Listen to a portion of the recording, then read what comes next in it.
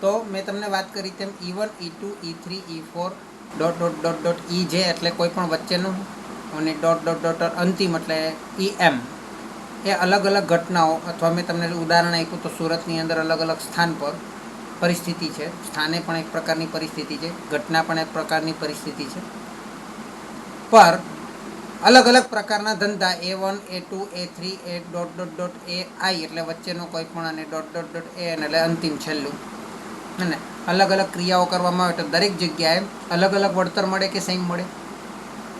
અલગ અલગ મળે. A1 નામનો ધંધો છે એ ભટારમાં કરવામાં આવે તો કેટલું વળતર મળે? તો એને આપણે કહીશું X. વળતરને આપણે નામ આપશું X11. બરાબર છે. આપણે E1 ને માનો કે ભટાર કહીએ. A1 નામનો બિઝનેસ ઉધનામાં કરવામાં આવે તો, અથવા તો A1 નામનો બિઝનેસ E2 પર કરવામાં આવે તો વળતર કેટલું મળશે? X12. બધી જગ્યાએ અલગ અલગ વળતર મળે. એ જ રીતે A1 નામનો બિઝનેસ આ જગ્યા કરવામાં આવે તો 1J, અને આ જગ્યા કરવામાં આવે તો X આવે, એ નહીં આવશે, X આવશે. અને એ જ રીતે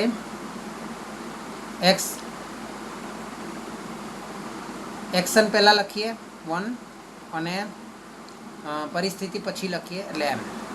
આ યાદ રાખજો. પછી A2 નામનો બિઝનેસ અલગ અલગ પરિસ્થિતિ હેઠળ કરવામાં આવે તો વળતર A21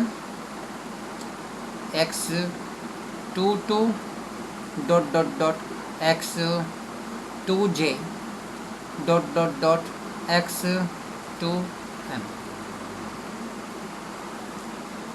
એ જ રીતે વચ્ચે ઘણી બધી એવી ઘણા બધા એક્શનો આવી રીતે થઈ શકે. અને એ જ રીતે AI નામનો વચ્ચેનો કોઈ એક્શન, સોરી પાછું એ આવી ગયું, વચ્ચેનો કોઈ એક્શન પ્રથમ ઘટનામાં કરવામાં આવે તો XI1, પછી XI2 dot dot dot XIJ, અને ડોટ ડોટ ડોટ XIM. આ વળતરના આંકડાઓ છે, એ આંકડામાં જ હોવું જરૂરી છે, તો જ આપણે એને ઓળખી શકીએ કે ભાઈ આ વળતર વચ્ચે સરખામણી કરી શકીએ કે કેમાં વળતર વધારે મળે છે ને કેમાં વળતર ઓછું મળે છે. અને જો સરખામણી કરી શકીએ તો જ આપણે નિર્ણય લઈ શકીએ કે ભાઈ આમાંથી કઈ જગ્યાએ કઈ ઘટના હેઠળ કઈ પ્રકારનો ધંધો કરવો જોઈએ. એ રીતે અહીંયા XN1 XN2 XNJ અને XNM. આ પ્રકારના કોષ્ટકને વળતર કોષ્ટક કહે છે. હવે આની અંદર જે કોષ્ટક આપેલું છે ને, તમે જો આપણે પહેલાં રકમ બી જોઈ લઈએ. એક રોકાણકાર સ્ટોક, બોન્ડ અને બચત ખાતામાં 3 વિકલ્પોમાંથી કોઈ એક વિકલ્પમાં ₹10 લાખનું રોકાણ કરવા ઈચ્છે છે. હવે એને સ્ટોકમાં કરવું જોઈએ, બોન્ડમાં કરવું જોઈએ કે બચત ખાતામાં કરવું જોઈએ, હે ને, કે જેથી કરીને એને જે વળતર મળે તે વળતર મહત્તમ મળવું જોઈએ, હે ને. તો 10 લાખનું રોકાણ કરવા ઈચ્છે છે. રોકાણની શરતી વળતર 3 પ્રકારની આર્થિક પરિસ્થિતિ, ઝડપી વિકાસ, સામાન્ય વિકાસ અને ધીમો વિકાસ ઉપર આધાર રાખે છે. હવે આપણને બધાને ખબર છે કે સ્ટોક એટલે શેર, સ્ટોક એટલે શેર. એની અંદર તમે પૈસા રોકો તો એની અંદર નફાનું પ્રમાણ પણ વધારે હોય અને રિસ્કનું પ્રમાણ પણ વધારે હોય. બોન્ડની અંદર નફાનું પ્રમાણ ઓછું હોય, રિસ્કનું પ્રમાણ પણ ઓછું હોય, અને બચતની અંદર તો નફાનું પ્રમાણ એકદમ ઓછું, રિસ્કનું પ્રમાણ પણ એકદમ ઓછું. તમે અહીંયા આંકડા પણ જોઈ શકો. જો ઝડપી વિકાસ, સામાન્ય વિકાસ અને ધીમો વિકાસ 3 પરિસ્થિતિ છે, એટલે કે 3 ઘટના છે. અને આપણે કાર્ય 3 છે આપણી પાસે, એક્શન 3 પ્રકારની છે, સ્ટોક, બોન્ડ અને બચત, હે ને. હવે સ્ટોકની અંદર આપણે રોકીએ તો ઝડપી વિકાસમાં 10 લાખનો ફાયદો થઈ શકે, સામાન્ય વિકાસમાં 6,05,500નો ફાયદો થઈ શકે છે, પેલામાં 10,000 છે, સોરી. અને ધીમો વિકાસ હોય તો માઇનસમાં બી જઈ શકે છે, ખોટ બી જઈ શકે છે. બોન્ડની અંદર તો કે 8,000 સુધી નફો, 6,000 સુધી નફો અથવા 1,000 સુધી નફો. અને બચત ખાતામાં તો તમારે ટેન્શન જ નહીં, 5ના 5 જ રહે, કોઈ વધારો મીન્સ કે બધામાં ઝડપી વિકાસ થાય, સામાન્ય વિકાસ થાય કે ધીમો વિકાસ થાય, વળતર સરખું જ મળવાનું છે, એમાં કંઈ જ નવું નથી, હે ને, એને કોઈ અસર થતું નથી. હવે તમને સલાહ આપવાવાળા બહુ બધા આવી ગયા. એક લાપલાસભાઈ આવ્યા, એક ગુરુ લઘુભાઈ આવ્યા, ગુરુભાઈ આવ્યા, એક હરવીજભાઈ આવ્યા, અને એક ચોથો પાંચમા આવ્યો લઘુગુરુ. આ 5 જણા અલગ અલગ રીતે તમને સલાહ આપવા આવે છે. અને એ લોકો કઈ રીતે સલાહ આપે છે, આપણને કઈ રીતે ગણતરી બતાવે છે, એ આપણે જરા જોઈ લઈએ. લાપ્લાસ શું કહે છે? તો ધ્યાન આપજો, લાપ્લાસ માટે પેલું વાક્ય લખી લો પેલા દાખલાની અંદર જ.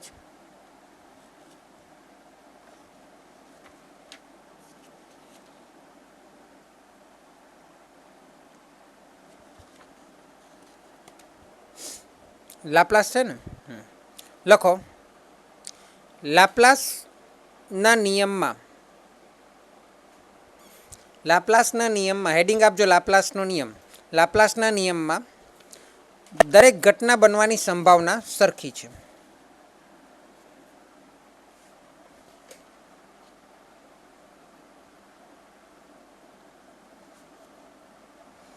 એવી ધારણા કરવામાં આવે છે.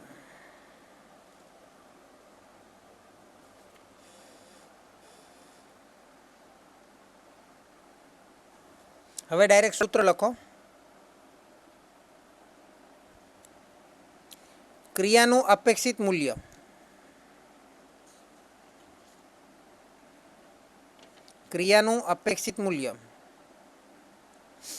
એક્સપેક્ટેડ મોનિટરી વેલ્યુ, એને અપેક્ષિત નાણાકીય મૂલ્ય કહેવાય ખરેખર. ક્રિયાનું અપેક્ષિત નાણાકીય મૂલ્ય એક્સપેક્ટેડ મોનિટરી વેલ્યુ EMV મારી પેન કરી દે. EMV બરાબર શું કરવાનું બોલો? સંભાવના બધાની સરખી હોય તો એક્સપેક્ટેડ મોનિટરી વેલ્યુ, સંભાવના બધાની સરખી હોય તો ક્રિયાનું કુલ મૂલ્ય લઈ લેવાનું. એટલે આપણે જે સરેરાશ કાઢીએ ને, સરેરાશ જેવું કરવાનું. કૌંસમાં સરેરાશ પણ કહી શકાય આને. અને કઈ રીતે? તો કે તમારે ઉપર બધાનું કુલ સંખ્યા લેવાની, ક્રિયાનું કુલ મૂલ્ય.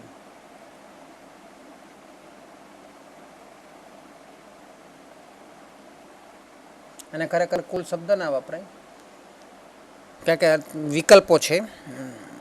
છેદમાં કુલ ક્રિયાની સંખ્યા, એટલે ક્રિયાની કુલ સંખ્યા, એને શું કહે છે આપણે? ઘટનાની કુલ સંખ્યા.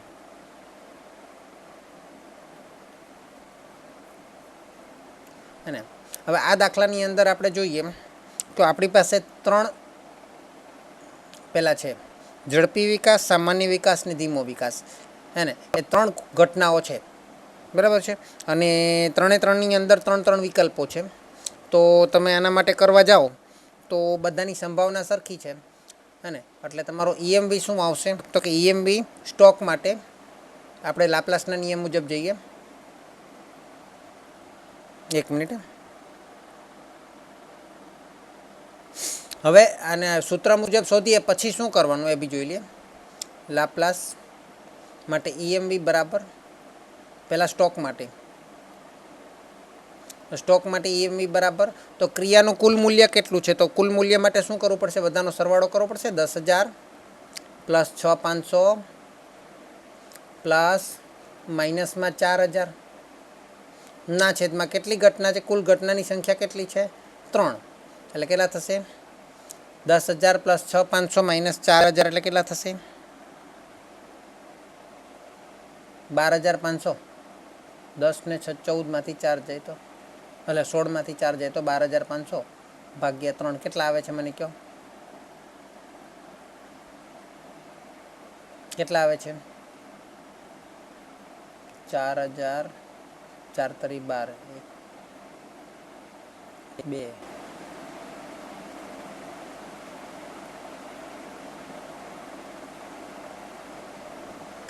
4167 આવે છે. ચલો હવે સ્ટોક પછી આપણે કયું લેવાનું છે? સ્ટોક માટે પછી બીજું શું છે? બોન્ડ છે. તો બોન્ડ માટે EMV એક્સપેક્ટેડ મોનિટરી વેલ્યુ, અપેક્ષિત નાણાકીય મૂલ્ય 8000, 6000 ને 1000 દેખાય છે.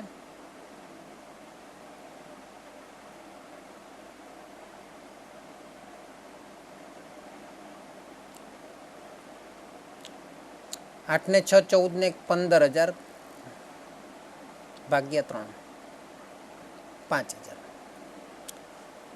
પછી ત્રીજું પેલું સ્ટોક, બોન્ડ ને હવે બચત. બચતની અંદર શું થાય છે? તો એની અંદર 5000 પ્લસ 5000 પ્લસ 5000 ભાગ્યા 3 કેટલા આવશે? 5000 જ આવશે. હવે મને જરા કહો જોઈએ કે આમાંથી કયો વિકલ્પ સારો? આ ત્રણમાંથી કયો વિકલ્પ સારો? હા, એટલે બોન્ડ અને બચતમાં કોઈ પણ પરિસ્થિતિમાં, એટલે કે લાંબા ગાળે વિકાસ હોય, ટૂંકો વિકાસ હોય કે ઝડપી વિકાસ હોય કે મધ્યમ સામાન્ય વિકાસ હોય, કોઈ પણ પરિસ્થિતિમાં બોન્ડ અને બચતમાં તો બહુ પ્રોબ્લેમ આવવાનો જ નથી. એને ટોટલી જોવા જઈએ તો એનું એવરેજ કર્યું આપણે, સરેરાશ શોધ્યું, તો સરેરાશ પરથી બી આપણે કહી શકાય કે બોન્ડ અને બચતમાં ઇન્વેસ્ટ કરવામાં વાંધો નથી. એટલે લાપ્લાસ આપણને આવી પ્રકારની ગણતરી બતાવીને ઇન્વેસ્ટ કરવાની સલાહ આપી. એને હવે બીજો આવ્યો. બીજો કોણ આવ્યો? હું આપ્યું છે પ્રશ્નમાં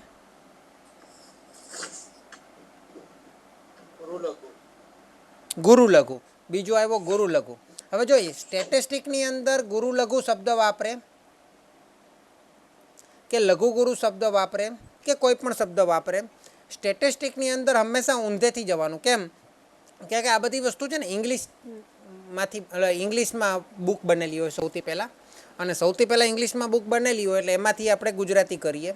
હવે ઇંગ્લિશની અંદર ને ઉર્દુની અંદર બધું મેથડ છે ને, ગ્રામર આખું સરખું છે ને, એમાં બધું ઊંધેથી આવે. એનું ગ્રામર જે છે ને સરખું છે એને. એટલે ગુરુ લઘુ કીધું હોય તો આપણે અંદરથી વિચારવાનું પહેલાં કઈ રીતે? ઉર્દુ અથવા તો ઇંગ્લિશવાળાની જેમ વિચારવાનું. પહેલાં લઘુ વિચારવાનું, પછી ગુરુ લખવાનું ગુરુ લઘુ, વિચારવાનું ઊંધું. બરાબર છે? તો પહેલાં લખો જોઈએ આના માટે વ્યાખ્યા જેવું લખો જોઈએ. આ તમે ગણતરીની જગ્યા છોડી દેજો, વ્યાખ્યા જેવું લખી દો. ગુરુ લઘુનો નિયમ.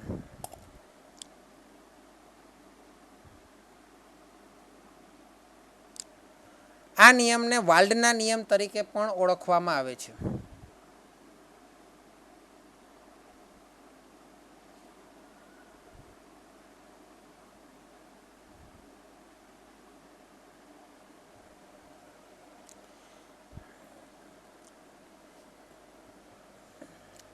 આ નિયમ ભવિષ્ય અંગેની નિરાશાવાદી એટલે કે સંકુચિત ધારણાઓ પર રચાયેલ છે.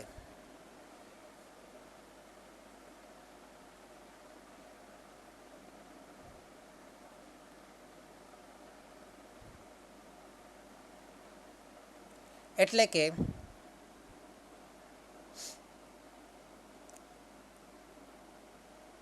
આ નિયમ મુજબ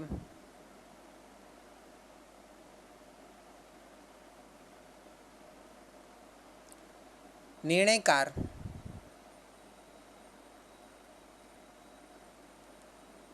ઓછામાં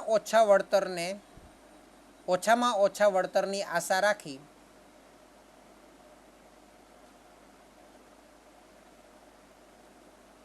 તેને આધારે મહત્તમ વળતરનો નિર્ણય લેશે.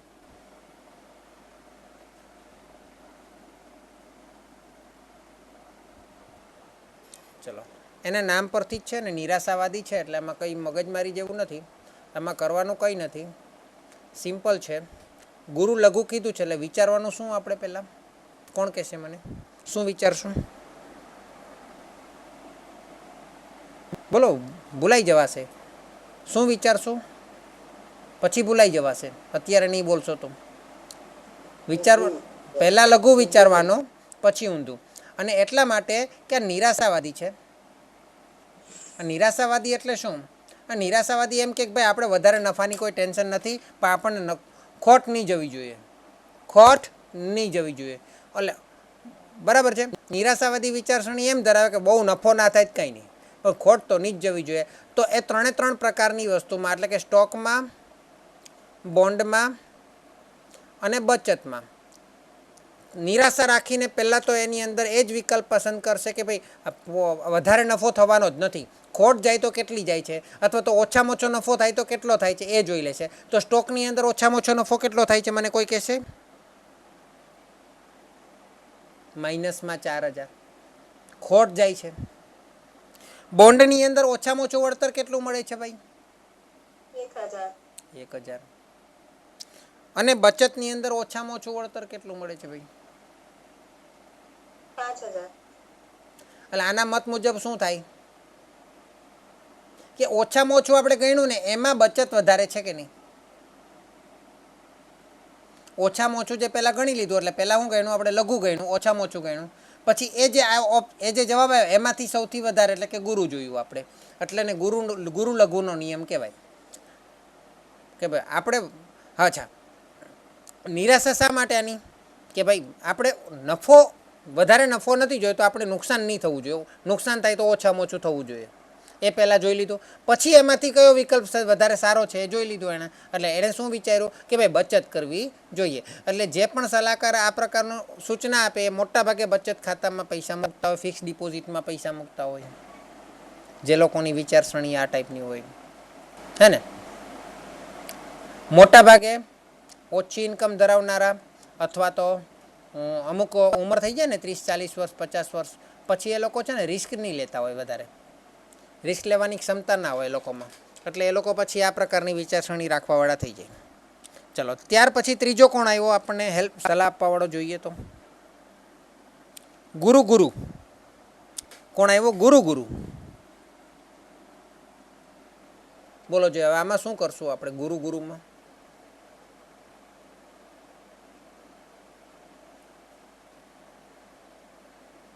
ગુરુમાં શું કરશું?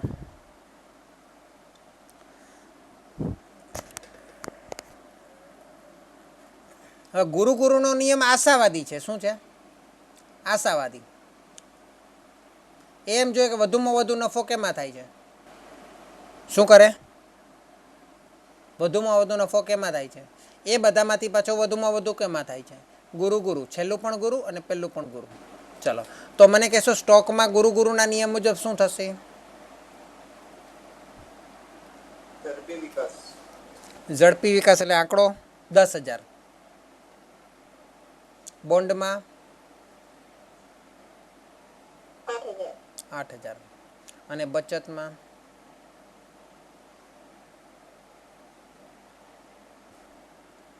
5,000. આ પ્રકારની વૃત્તિવાળા વધારે પડતા આશાવાદી હોય, લાલચુ હોય, મહત્વાકાંક્ષી હોય, હે ને.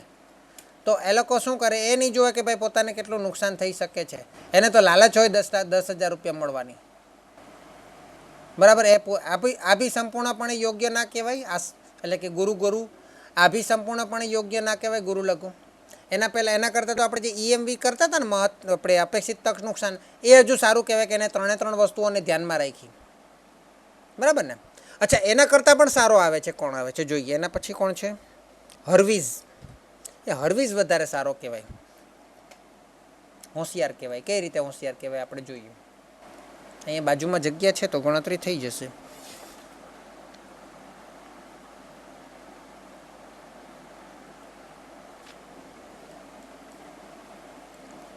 હરવીઝ એ શું કરે છે ખબર છે? હરવીઝ છે ને ભાર મહત્વ ધ્યાન આપે. હરવીઝ લઘુ ગુરુને પણ ધ્યાનમાં લે, ગુરુને પણ ધ્યાનમાં લે, અને એ બંનેને એક ભાર આપી દે કે નિરાશાવાદીનો આ જગ્યાએ નિરાશા કેટલી રાખવા જેવી છે, આ જગ્યાએ આશા કેટલી રાખવા જેવી છે, હે ને. જે જગ્યાએ આશા વધારે રાખવા જેવી હોય ત્યાં આશા એટલે કે વધુ જે મહત્તમ કહેવાય ને તેને વધારે ભાર આપે, અને લઘુત્તમવાળાને ઓછો ભાર આપે. જ્યાં નિરાશા રાખવા જેવી હોય, રિસ્ક વધારે દેખાતું હોય ને, તો એ લઘુત્તમને વધારે ભાર આપે અને ગુરુત્તમને ઓછો ભાર આપે. તો જરા એના વિશે વ્યાખ્યા લખી દઈએ, એટલે વ્યાખ્યા નહીં, નિયમ લખી દઈએ. હર્વિઝનો નિયમ લખો. મેં તમને પહેલો નિયમ લખાયો ગુરુ ગુરુનો? લખાઈ દઉં? લખી લો પહેલા ગુરુ ગુરુનો નિયમ. આ નિયમ અનુસાર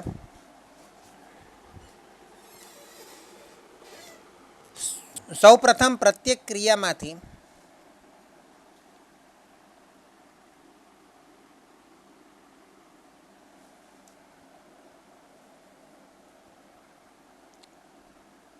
મહત્તમ વળતર શોધવામાં આવે છે.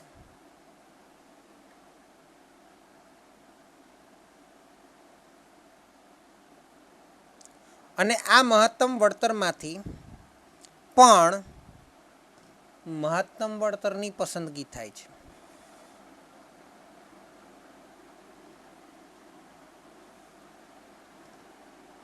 એમાં જ લખજો, આ નિયમ ભવિષ્ય અંગેની આશાવાદી ધારણાઓ પર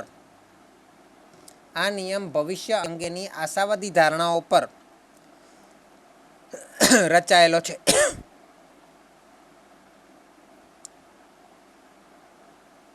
જેમાં નિર્ણયકાર કોઈ પણ પ્રકારનું જોખમ લેવા તૈયાર હોય છે.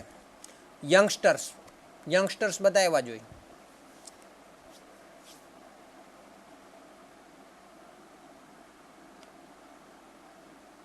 એને જવાબદારી જેની પાસે ઓછી હોય,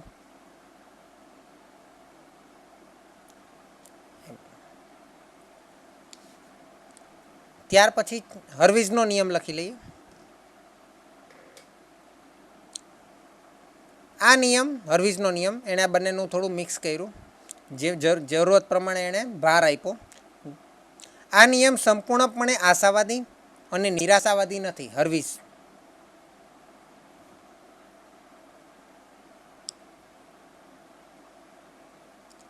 આ નિયમમાં ગુરુ લઘુ અને ગુરુ ગુરુ બંનેના નિયમોનું મિશ્રણ જોવા મળે છે.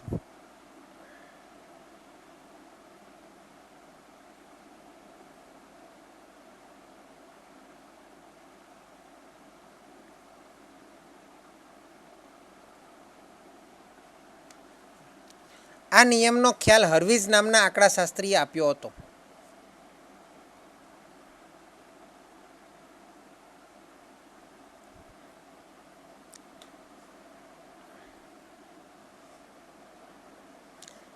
આ નિયમમાં આશાવાદના અંકને આલ્ફા કઈ રીતે કરશો? એ નહીં કરી નાખતા, આલ્ફા આ રીતે કરવાનો, એ આવો હોય. આલ્ફા તરીકે અને નિરાશાવાદના અંકને 1 - આલ્ફા તરીકે દર્શાવાય છે.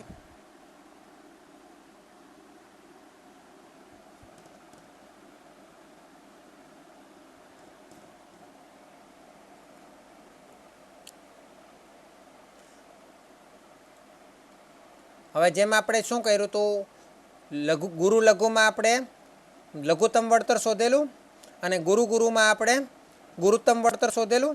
હવે જે ગુરુત્તમ વળતર છે, ગુરુત્તમ વળતર દેખાય છે ને, અને લઘુત્તમ વળતર પણ છે, બંને આપણે શોધી કાઢવાના. આની અંદર શું કરવાનું? આપણે બંને જ શોધી કાઢવાના. અને હવે મહત્તમ વળતર છે તેને આપણે આશાવાદી આંક સાથે ગુણી કાઢવાનો. એટલે એનો ભાર જે નક્કી કર્યો છે આશાવાદી આંક આલ્ફા, તેની સાથે ગુણી કાઢવાનો. અને લઘુત્તમ વળતર છે તેને નિરાશાવાદી આંક સાથે ગુણી કાઢવાનો. ફરીથી આપણે લખી લઈએ બાજુમાં, ઉપરથી મારી પાસે ચલો નીચે જ લખી લઈએ. ચલો પહેલાં મને કહો, અહીંયા આપણે ગુરુ લખી દઈએ અને અહીંયા લઘુ લખી દઈએ. એટલે કે મહત્તમ, ખરેખર આવો શબ્દ લઘુ એમાં ના વપરાય, મહત્તમ અને ન્યૂનતમ. તો મહત્તમ એટલે આલ્ફા, એને મહત્તમનો ભાર આલ્ફા છે, મહત્તમને આલ્ફા ભાર સાથે ગુણવાનો, અને ન્યૂનતમનો ભાર 1 - આલ્ફા છે. એ બંનેને ભાર આપી દીધો. તો મહત્તમ કયા કયા વળતર છે આમાં? સ્ટોક માટે બોન્ડ માટે અને બચત માટે. મને કહેશો આ દાખલામાં આલ્ફાની રકમ કેટલી આપેલી છે પ્રશ્નમાં? પ્રશ્નમાં આલ્ફાની રકમ કેટલી આપેલી છે? 0.6. Very good, 0.6. આલ્ફા બરાબર 0.6. એટલે અહીંયા આપણે ગુણ્યા 0.6 કરવાના બધાને. ઓકે, ચલો.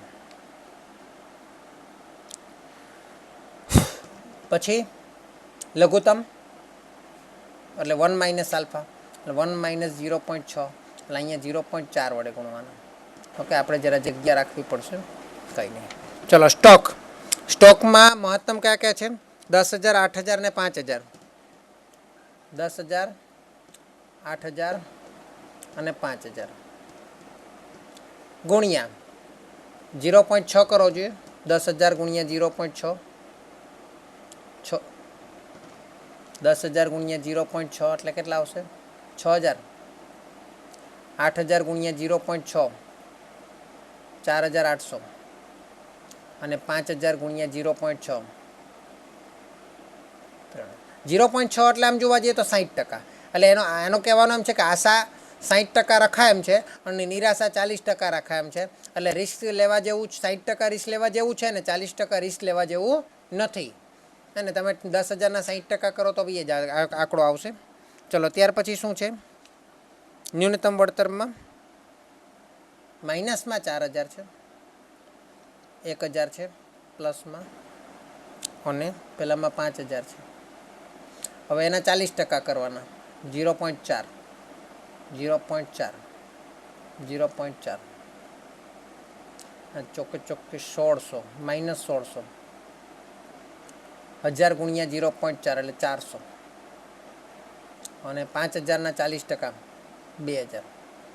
હવે આ બંનેનો સરવાળો કરવાનો. 6,000 પ્લસ માઇનસ મેં 16,000 એટલે એને કહેવાય ભારિત સરેરાશ.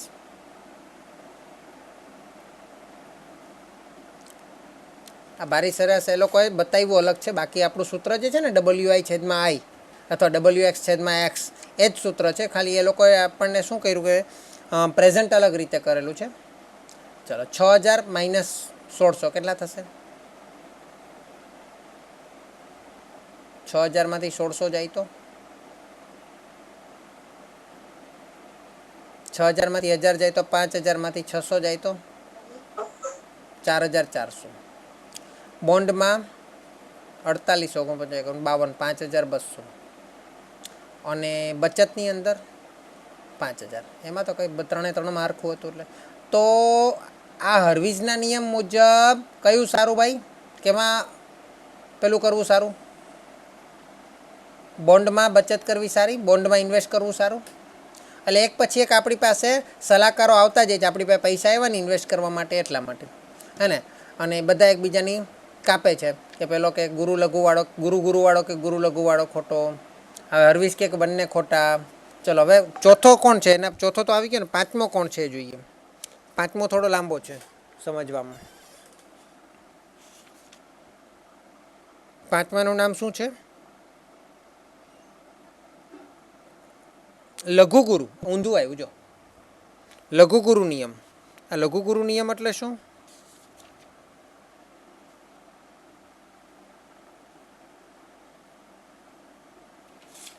બોલો, લઘુગુરુ કઈ રીતે કરશું? એ જ આપણા માટે તક નુકસાનનો નિયમ પણ એ જ કહેવાય, લઘુગુરુ.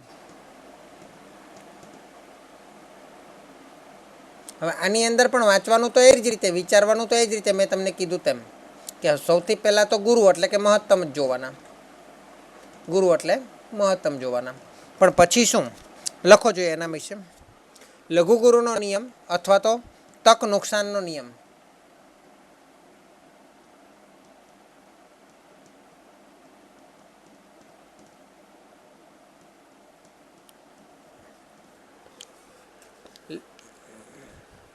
લખો છો. આ ખ્યાલ વળતરને બદલે તક નુકસાન પર આધાર રાખે છે. કંઈ છે નહીં આની અંદર. એમાં છે ને ઊંધું કરી નાખવાનું. ગણિતિક દ્રષ્ટિએ જોઈએ છે ને તો આ નિયમમાં કંઈ ફરક જ નથી. આ ખ્યાલ વળતરને બદલે તક નુકસાન પર આધાર રાખે છે. આથી સૌ પ્રથમ આપેલ વળતર કોષ્ટકમાંથી સૌપ્રથમ આપેલ વળતર કોષ્ટકમાંથી ક્યાં ગયું તક નુકસાન કોષ્ટક બનાવવું પડે.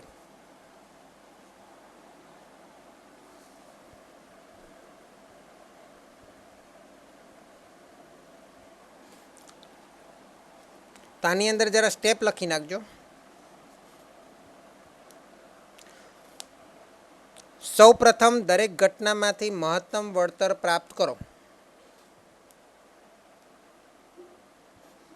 આમ તો સ્ટેપ લખવા જેવાય નથી, એમ તમે પ્રેક્ટિકલ કરશો, 4-5 દાખલા ગણશો એટલે યાદ રહી જશે. સૌપ્રથમ દરેક ઘટનામાંથી મહત્તમ વળતર પ્રાપ્ત કરો. લખ્યું?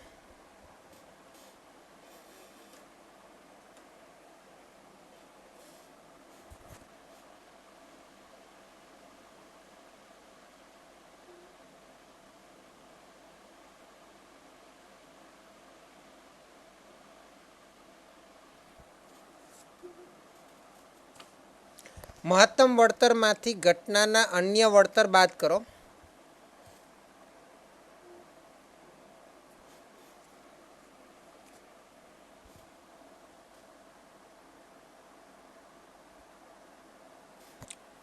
એટલે તક નુકસાનનું કોષ્ટક પ્રાપ્ત થશે.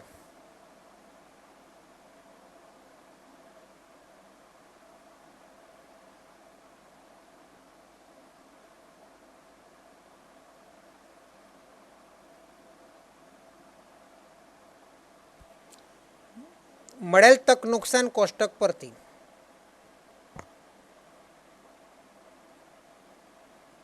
દરેક ઘટનાનું મહત્તમ તક નુકસાન શોધો.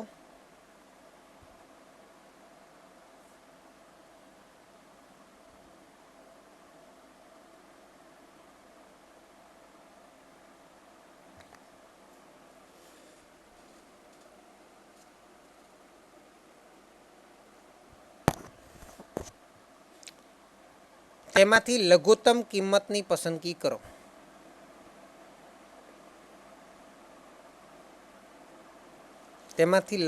કિંમતની પસંદગી કરો.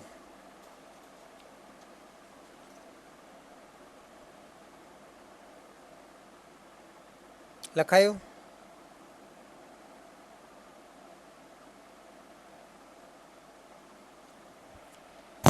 ચલો કરીએ દાખલો. સૌથી પહેલા તક નુકસાન કોષ્ટક બનાવશું.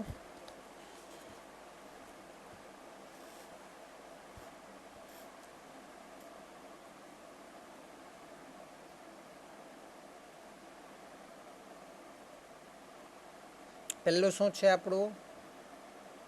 ઝડપી વિકાસ, પછી સામાન્ય વિકાસ અને ધીમો વિકાસ. જો આમાં છે ને તમે ડાબો કાનને પકડવા માટે ડાબા હાથથી સીધો પકડી શકો, અરે જમણો કાન પકડવો તો પાછળથી હાથ ફેરવીને પણ પકડી શકો. એ રીતનો આ તક નુકસાનનો નિયમ છે, પણ આપણને ભણવામાં આવે છે એટલે આપણે શીખવો પડે.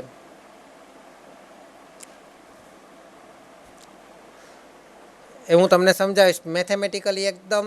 તમને એમ લાગે આ શું છે, આ તો બધું એકને એક તો છે, આમ ફેરવીને કેમ ભણાવે છે. બોન્ડ મારી અને બચત. હવે તક નુકસાન બનાવવાનું છે. શું કહે છે આપણી વ્યાખ્યા મુજબ? સૌપ્રથમ આપેલ વળતર કોષ્ટક સૌપ્રથમ દરેક ઘટનામાંથી, ઘટના કઈ છે? 3 ઘટના છે. દરેક ઘટનામાંથી મહત્તમ વળતર પ્રાપ્ત કરો. તો આ ઝડપી વિકાસ એક ઘટના છે. એ ત્રણે ઝડપી વિકાસમાં મહત્તમ વળતર કેટલું છે? મહત્તમ વળતર કેટલું છે? 10,000 છે. સામાન્ય વિકાસમાં મહત્તમ વળતર કેટલું છે? સામાન્ય વિકાસમાં મહત્તમ વળતર કેટલું? 6,500 છે. અને ધીમા વિકાસમાં મહત્તમ વળતર કેટલું છે? 5,000 છે. ધીમા વિકાસમાં સૌથી નીચે છે મહત્તમ વળતર. સામાન્ય વિકાસ અને ઝડપી વિકાસમાં સૌથી ઉપર મહત્તમ વળતર છે. દેખાયું ને? હવે એમાંથી બધા બાદ કરો. 10,000માંથી સ્ટોકના કેટલા હતા? 10,000 બાદ કરીએ તો કેટલા આવે? 0. એટલે આમાં તો નુકસાન થતું નથી. આ નુકસાનનું કોષ્ટક છે એટલે ઊંધું કોષ્ટક હોય. પેલું વળતરનું કોષ્ટકમાં જેમાં વધારે હોય તે નુકસાનના કોષ્ટકમાં ઓછું હોય. 10,000માંથી બોન્ડના કેટલા છે? 8,000 છે. 10,000માંથી બોન્ડના 8,000 બાદ કરો તો કેટલા થાય? 2,000. અને 10,000માંથી બચતના 5,000 બાદ કરો એટલે કેટલા થાય? જો કોષ્ટક આખું ઊંધું થઈ ગયું. જે આની અંદર વધારે હતા તે એની અંદર ઓછા થઈ ગયા. વળતર કોષ્ટકમાં જે રકમ વધારે હતી એ કમ્પેરેટિવલી તક નુકસાનના કોષ્ટકમાં ઓછી થઈ જાય, કારણ કે ઊંધું છે. એમ બધોમાંથી માઇનસ કરીએ છીએ. 6,500માંથી 6,500 જાય તો 0, એમાંથી 6,000 જાય તો 500, અને 6,500માંથી 5,000 જાય તો 1,500. ધીમા વિકાસમાં 5,000માંથી 4,000 માઇનસમાં છે, એ બાદ કરીએ તો માઇનસ માઇનસ પ્લસ થાય, 9,000 થઈ જાય. મારા મત મુજબ કેટલા થાય? 9,000 થાય ને. ચલો, ત્યાર પછી 5,000માંથી બોન્ડના 1,000 જાય તો 4,000, અને હવે 5,000માંથી 5,000 જાય તો 0. એટલે દરેકમાંથી આપણે મહત્તમ તો શોધી લીધેલું હતું, બરાબર છે. એ મહત્તમમાંથી હવે શું કરવાનું છે? હવે શું કરશું? હવે આ કોષ્ટક મળ્યું તે આપણને શું બતાવે છે? નફો બતાવે છે કે નુકસાન બતાવે છે? આ કોષ્ટક આપણને શું બતાવે છે? નુકસાન બતાવે છે. નુકસાન ઓછું થવું જોઈએ કે વધારે થવું જોઈએ?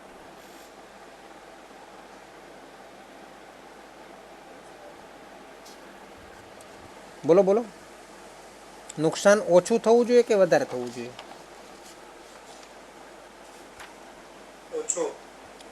હા, ઓછામાં ઓછું નુકસાન થવું જોઈએ.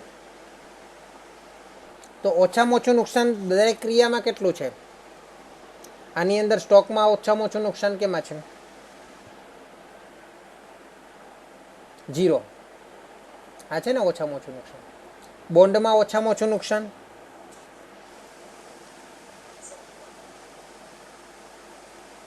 એક મિનિટ.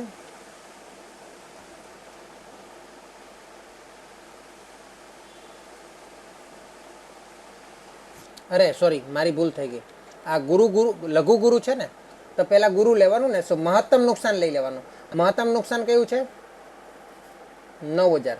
આ લઘુ ગુરુ છે એટલે પહેલા ગુરુ જ લેવાનું ને. ગુરુ એટલે મોટું, નુકસાનમાં મોટું લઈ લેવાનું પહેલા. આમાંથી સૌથી વધુ નુકસાન કયું છે? 4,000. અને આમાંથી સૌથી વધુ નુકસાન કયું છે? 5,000. હવે આ ત્રણમાંથી ઓછામાં ઓછું નુકસાન કયું છે? હવે લઘુ લેવાનું. આ ત્રણમાંથી ઓછામાં ઓછું નુકસાન કયું છે? 4,000. એટલે આપણે આ વસ્તુ એટલે કે બોન્ડ પર ઇન્વેસ્ટ કરવું જોઈએ એવું આ ભાઈ કહી ગયા. એ ભાઈ જે કહી ગયા એમાં મારા 4-5 પન્ના બગાડી નાખ્યા. બરાબર છે. શું કર્યું આપણે જોઈ લેજો ક્રમ.